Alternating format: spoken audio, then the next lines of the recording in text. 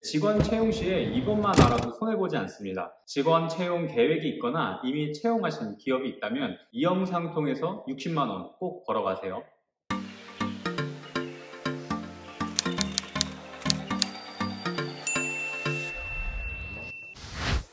네, 안녕하세요. 기업에겐 꼭 필요한 정보를, 대표에겐 웰스 DNA를 선물하는 웰디오너 제호입니다. 작년에 정말 말도 안 되는 지원금들이 많았었습니다. 청년 한 명을 고용을 했을 때 2,700만 원을 지급해주는 지원 사업도 있었는데요. 그래서 그때 지원하지 못했던 기업 같은 경우에는 아직까지도 후회하고 있습니다.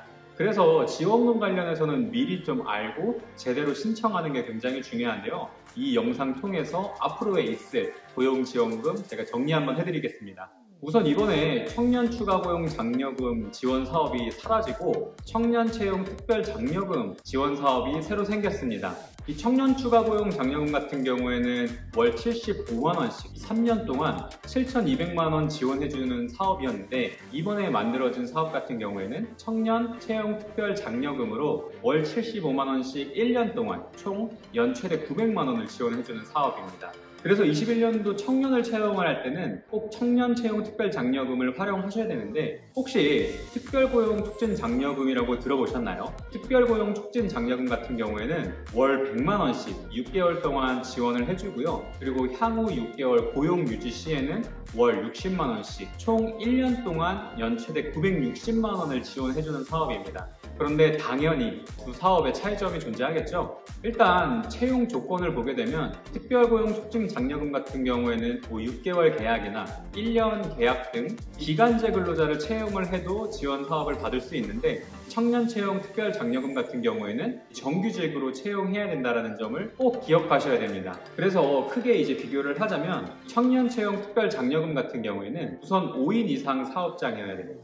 그리고 채용 기간으로는 2020년도 12월 1일부터 21년도 12월 31일까지 그 기간 안에 채용한 청년을 대상으로 진행이 되고요. 월 75만 원씩 1년 동안 연 최대 900만 원을 지원해 줍니다.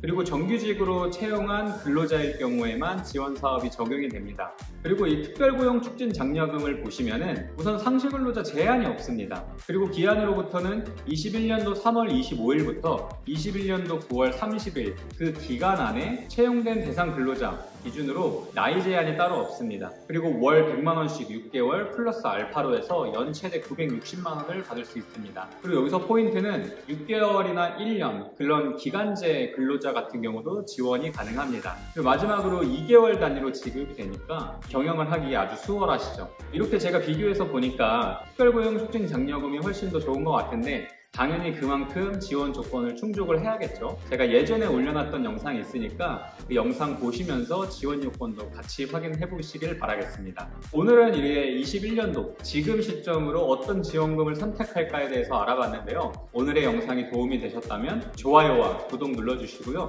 앞으로 더 좋은 콘텐츠로 인사드리도록 하겠습니다. 감사합니다. 웰디오너 제호였습니다.